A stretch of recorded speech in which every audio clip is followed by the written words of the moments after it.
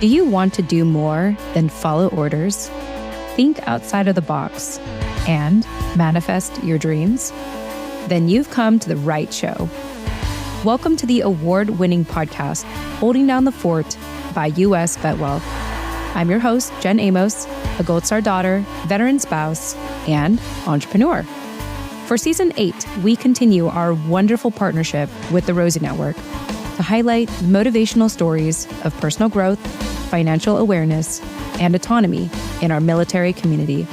We're also excited to showcase our partnership with Blue Water Advisors. Well, we have a lot in store for you this season, so let's get started.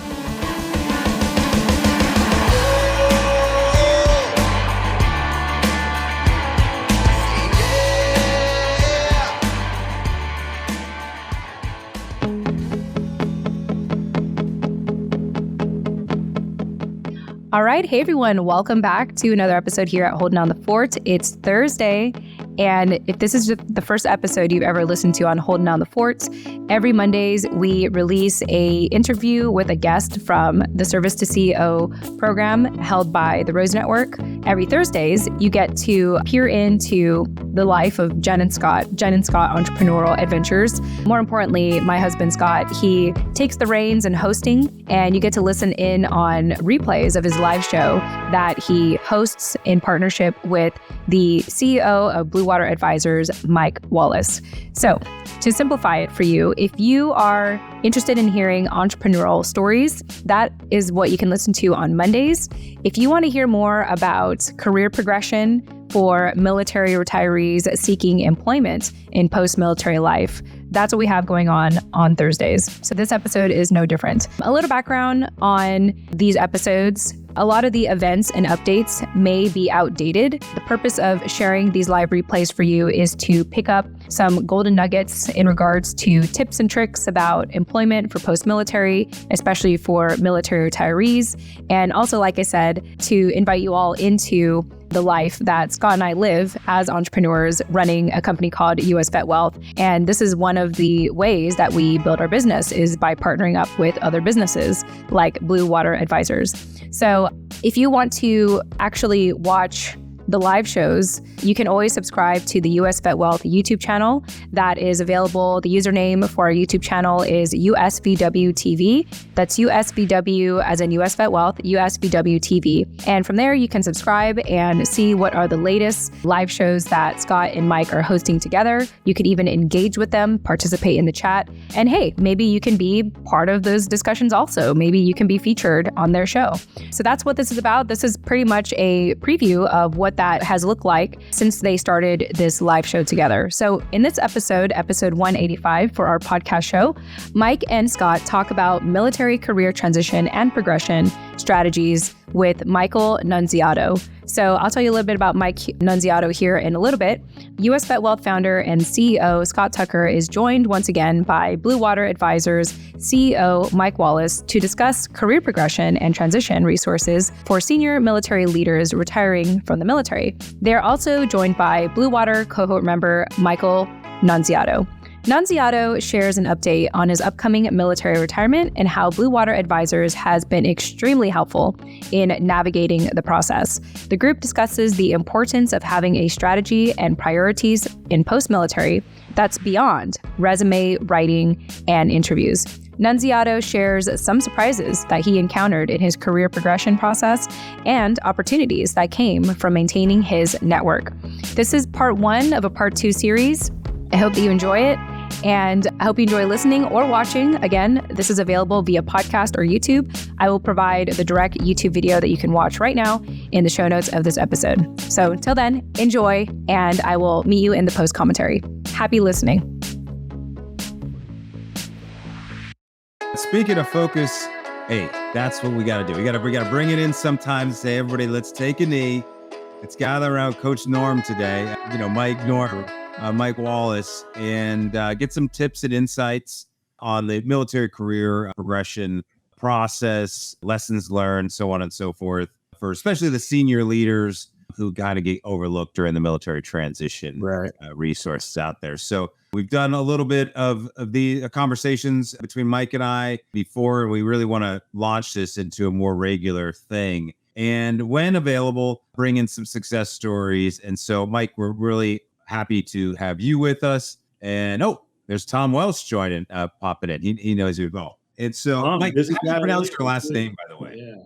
It's Nunziato. Yeah.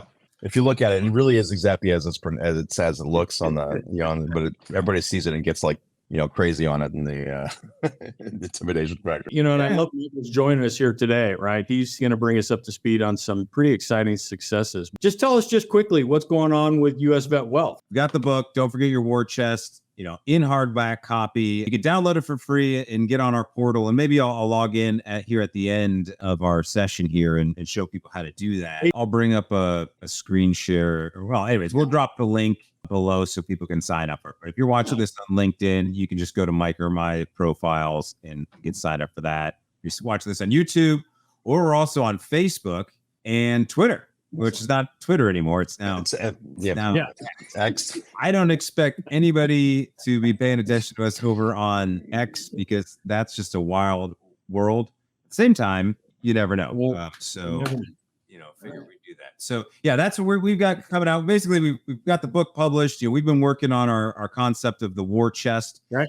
The war chest is a strategy to tie whatever you're doing financially to the whole concept of military retirement. What's the point of military retirement? To stop following orders. Yeah. But then if all your money's tied up in TSP and you can't access it until you're 65, what do we do in that kind of in between time? Well, first you got to go get that high paying job, which is what Mike is going to have you do. So you can play some catch up. And then what I like to help do is when you want to, avoid paying for some of those costs of government benefits if you don't need them. And then maybe recognizing that if you get the job Mike's going to help you get and tie that onto your pension, you're now in a kind of a high income situation. And so maybe we need to kind of look at these things and these opportunities different, especially given all the times we're in and how things are changing. So that's what the war chest is all about. And so that's the idea, Mike. Thanks for asking. But I was definitely inspired by what you do. We can do we love doing the live video and stuff, but what we do in the military is get in front of troops and talk to them. So really appreciate that. Well, it's good. I saw you posted that and I just kind of wanted to give it a quick shout out. So I'm excited to head that direction. What about any specific announcements on the blue water side of things? I mean, I know you're packed on your cohorts. We are. In fact, Check 6 just finished their first year corporate partnership with Blue Water. And we just this morning renewed for a second year, right? So happy to continue to have those guys on the team and be a part of what we're doing. And so we're really excited. And I think 2024 is going to be interesting for everybody listening. There might be a trip, out to Naples, Italy, right? Supporting the 6th Fleet and NSA Naples guys. There's likely to be another trip out to San Diego, Pensacola. We're looking at Tampa and supporting, SOCOM. So there's some growth and some interesting conversations that we're having, but also here just in the local area as well, too. We're looking at, how to support those SkillBridge participants with the city of Norfolk. So we're just starting to have some of those interesting conversations with also the Naval Academy Alumni Association. Had some tentative discussions with them, and we would love to figure out a way to kind of bring Blue Water as a support structure for their senior leadership up there, right? We think it's a good fit. They just haven't quite recognized that yet, but we'll get them there. You're going to need a private jet to fly you around all these cool military. Well, you just the one thing in Blue Water is a lot of aviators, right? I mean, just hop on Space A or something. But no. Very excited to hear that, and really that leads us into today's conversation with Mike. Well, first tell us, how did you find out about Blue Water? How did you get this process started? Yeah, Mike, tell us about yourself first and kind of how you got Sure. Yeah, well, first off, the most important thing is I was the naval attaché to Italy, and I was at NATO in Italy. So Norm, when you need a translator when you go to 6th Fleet, we know somebody, right? Yeah, I'll carry your bags if you need it. Just to get back over there. So your last name, then I'm guessing was Italian. Then Yeah. I was confused before. I didn't know. yeah. It sounds a little Irish, but you gotta just to get past it. You kind of get there. No, I was looking at transitioning out of the service kind of towards the end of last year, coming back from Rome. I hadn't really made any decisions yet. and I was trying to make it more of a family decision, for what was the first time in a 20 plus year career, as you're kind of making those decisions. And I had a really good buddy of mine, Bob Ruby, was also retiring in the last year. And the first thing out of his mouth when I told him I was thinking about it was to get a hold of Norm in the group and figure out what was going on. And I cannot begin to express how important that relationship has been over the last, I feel like it sounds like it's only 7-8 months, but it feels like an eternity, Norm. I think you and I have a joint calling plan now on Verizon based off of all the conversations that we have. I love it though, right? And staying in touch with our members, a lot of people go, now that we've had hundreds of people through, how do we meet the demand and how do we do that? And it's really, we just stay up to speed.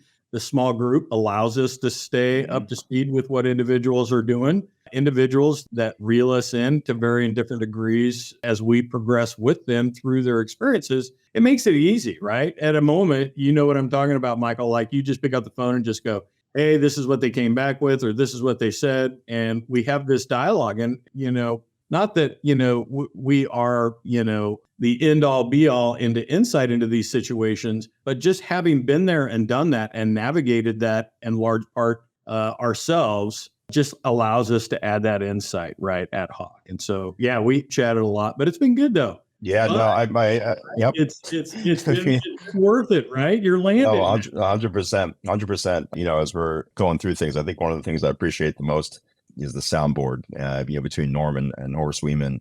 I've known Horace for a long time too. Just being able to kind of talk through things, because you don't know what you don't know when you're transitioning out of the service. You have a lot of questions, you have not a lot of answers. For our level, ETAP tries to do a lot of things, but it kind of misses the mark on a few of them. But it helps a lot as well. It's just one of the many tools that you have as you're trying to do the thing right by yourself and your family as you're moving on. I think I could, right? I mean, we thought long and hard about, how we wanted to implement Blue Water and the message that we wanted to project, right? And clearly we don't spend a lot of time on how to do your DD-214 or how to do your VA medical or how to do. Now, we all have experienced that personally, and I'm happy to share with you personal insight on how I navigated that, or any one of our career progression consultants can do the same, right? That's the credibility they bring to the table. But the curriculum and what we wanted to focus on, and Scott, you and I have talked about this in the past, right? I just didn't feel that was the high ground that I wanted to try to stand on. I wasn't going to tell everybody that we were, hey, we've got the Blue Water approach to doing your DD-214 or your VA medical or whatever it happens to be. We certainly are happy to have that conversation with you because we've navigated ourselves, but that's not part of the curriculum, right? We wanted to stay laser focused on that next step, right? How to navigate that space in your career progression, how to understand what's important to you and how to preserve those things that are important to you while you're achieving, that vision of your next success. And so, we've had members in the past come to us and said, hey, Mike, what do you think about, Scott, your swim lane, survivor benefit plan, or, TSP or VA medical or these other kind of things. And we certainly have a wealth of resources that we're capable of and happy to kind of redirect people to. And they're part of the Blue Water Network. And in those instances, we do that. But we just, TAP has its place, ETAP has its place, and there's some programs. And I really feel those are government-owned programs. And the government has a responsibility, I think, personally, to be smart on that, to deliver the right message to me so I know how to navigate their paperwork, their program. Their bureaucracy. Exactly. But that's what they should be doing. It's not the military's job to get you a job. It's the military's job to maybe get you out of the military efficiently, right? But getting back to kind of what you were saying, Mike, with the soundboard, that made me think about, okay, well, what's the difference between ETAP and what Blue Water or any sort of individualized program? Hey, if you just figured it out yourself, it's about strategy, right? And so I'm guessing a lot of that soundboarding had to do with recognizing there's more to this. Yeah, there's the tactics might be in there of how you fill out the resume and stuff, but I'm just curious to sit back and listen to how you guys I'm glad you brought up that soundboard. Like, how to recreate some of those discussions that were more meaningful or more memorable right now in a way. way, if you can Sure. remember anything. Yeah, no, they're all fresh and top of mind as they've been ongoing for the last several months, especially in the last couple of weeks. Everything's still very fresh as things are progressing, and I don't hit my terminal leave date for another month or so, and the fact that I had an offer come in earlier is significant, and no small thanks to those soundboard conversations that we had. And for me, my background in the old E2 NFO turned FAO, I've kind of done a wide depth of jobs, especially in the last couple of years, that have to deal with interactions, relationships, networking, and holding and strengthening relationships that you kind of identify and pursue. So that's kind of how my situation came about, was going after one of these network opportunities that I saw a unique chance to get in with a medium-sized defense company, and we kind of nurtured that relationship over a long game, 7-8 months of back and forth and figuring each other out and getting the right the thing that I think winds up being the most important, and that's the fit. Mike gets the gold star. He embraced the message and the vision and just put it into motion. And you really did, Michael. You did a fantastic job. All the networking, all the strategy, the market analysis, everything that we lay out, and you walked right through that. And yeah, I appreciate that, Norm. I mean, it was important. Let me back up. Think back when we kicked off the cohort, and the very first discussion that we had with the group, strategy. I could almost see everybody's eyes rolling back into their head, right? Because, we're going, really? This is how you're going to start this day? You're going to talk to me for 45 minutes or an hour about strategy? And the short answer is, go back to that time, Mike, and just tell me personally in your life, was there value in that discussion and taking a look at a strategy and figuring out what your personal mission, vision, priorities were? Yeah, sure. I mean, for that thing, it's funny you put it like that, Norm, because you hear strategy and what you've thought about strategy for the last 20 plus years. Yeah. And, the strategy in the military is one thing, and this strategy is completely different. So you have to kind of take a step back and go, no, I need to get a feel for what they're talking about here. And what it comes down to is you're building up a strategy for yourself, and you've never done that before. You've built up strategies for O-plans, you've built up strategies for your air wing staff on how to spend OPTAR and how to go after this thing, but you've never done Mike's strategy for his next stage. That's a significantly different thing. But you can attack it in kind of in the same way and set up what you want to do for priorities, where your goals want to be and where you want to be at, where you want to live, what you're looking at for compensation, where you want to fit in. And that kind of stuff is it's in the back of your mind, but it's not there because you haven't thought about that kind of stuff ever. And maybe before you joined the service, 1,000 years ago when you were actually jumping into it. But for that thing, it kind of made me start focusing on what I know now about myself, right? So what is the toolbox that I have inherent that I've built up over the last couple of years? Yep. And I think one of the biggest things I've had to get over is, I think, Norm, you and I talked about this a couple of weeks ago. I was having a little bit of imposter syndrome as I'm walking through these conversations with different companies, because you pop up the resume, which is much better than what an eval is or a FitRep looks like. But, it's very fluffy and you got some great information in there. And, when you read it, hopefully you're impressed with yourself, because that's how I kind of marked them. Like, oh, I've done a lot of stuff. That's awesome. And you're hoping that the people that are reading it are doing the same thing. Right. But at the end of the day, am I really that person? Am I really going to jump into that day one in the company and go, I wasn't full of it when I sent you this stuff? I do have the background. I do have a thirst for knowledge. And it takes a lot of soul searching to make sure that you were ready in order to jump in there.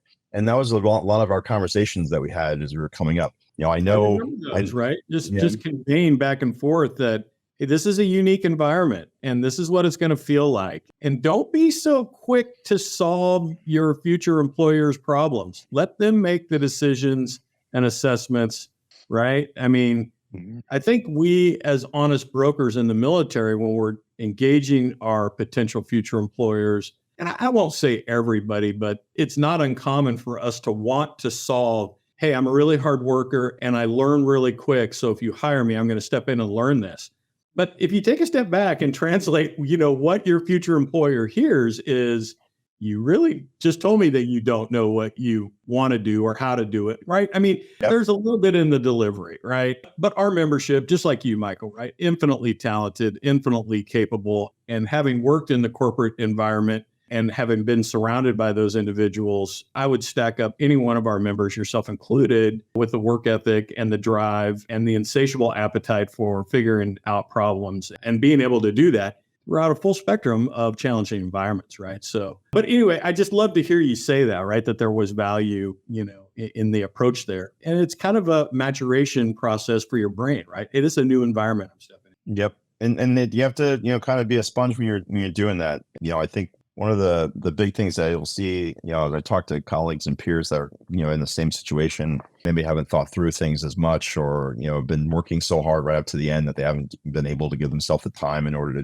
to have that conversation with themselves or with the group. They just, continue to harp on as well. I already have a lot of experience and I'm ready and I'm the guy. And as soon as I get in there, I was a leader in the Navy for 25 years and I'm going to be a leader in your company, and, take a deep breath a bit and, kind of reassess where your thought process is. Maybe on your LinkedIn profile, CEO equivalent, COO equivalent, right? You're like, there's a little difference there, right? Yeah.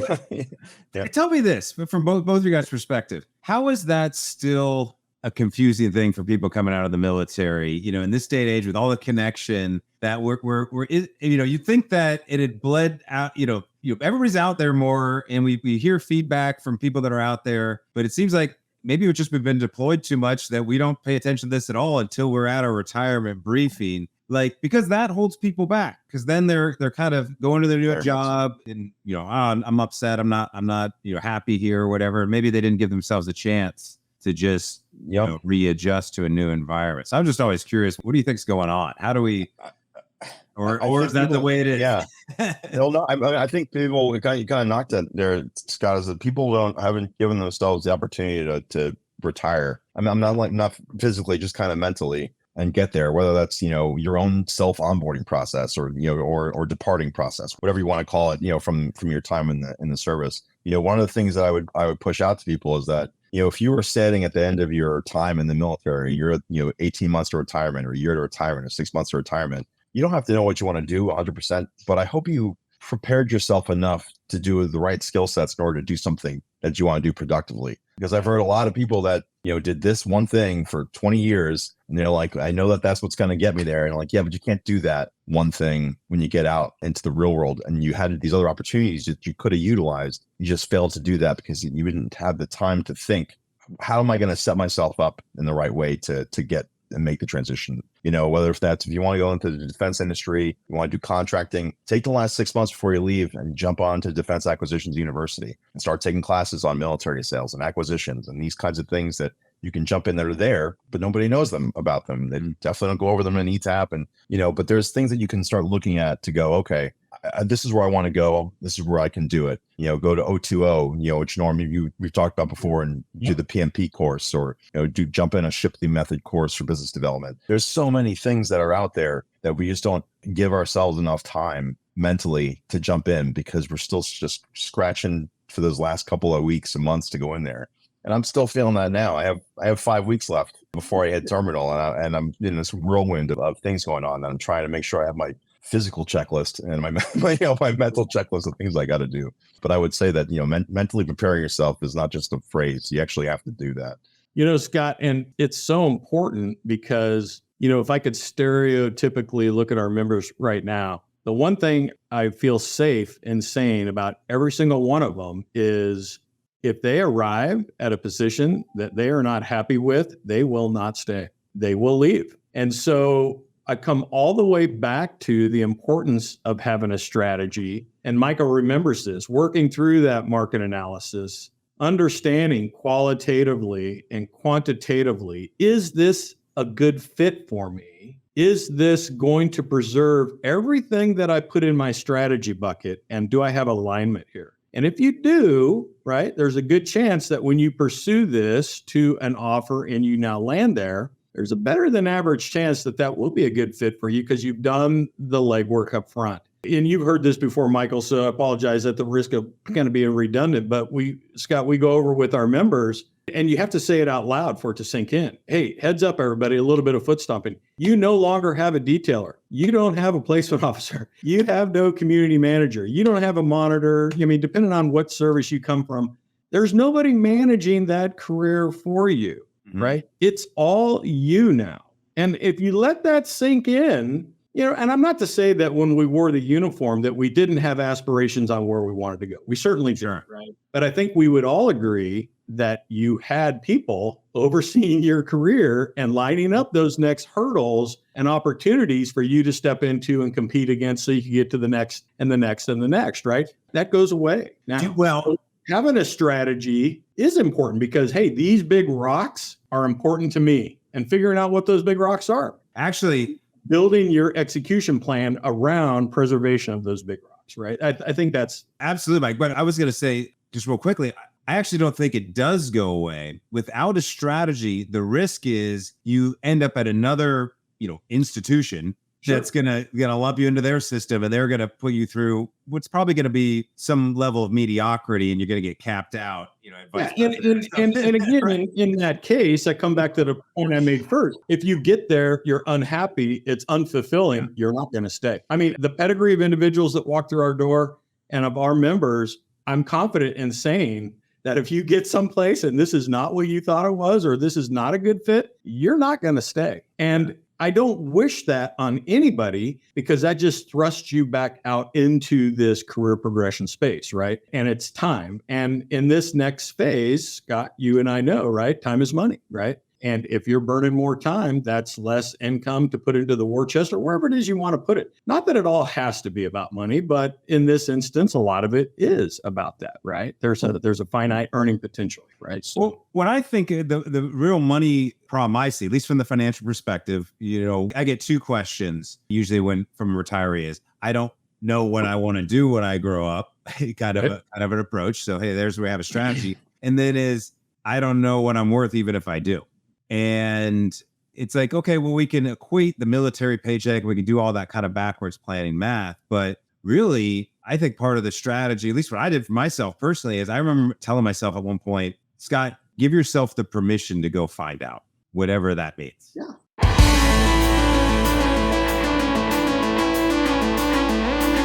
Hey, this is your host, Jen Amos. Thanks again for listening to today's episode of Holding Down the Fort by US VetWealth. Visit holdingdownthefortpodcast.com to access the full show notes of this episode, including resources mentioned and bonus content. Once again, that's holdingdownthefortpodcast.com. Lastly, stay after this outro music for something a little extra. Thanks again, and chat soon. Bye for now.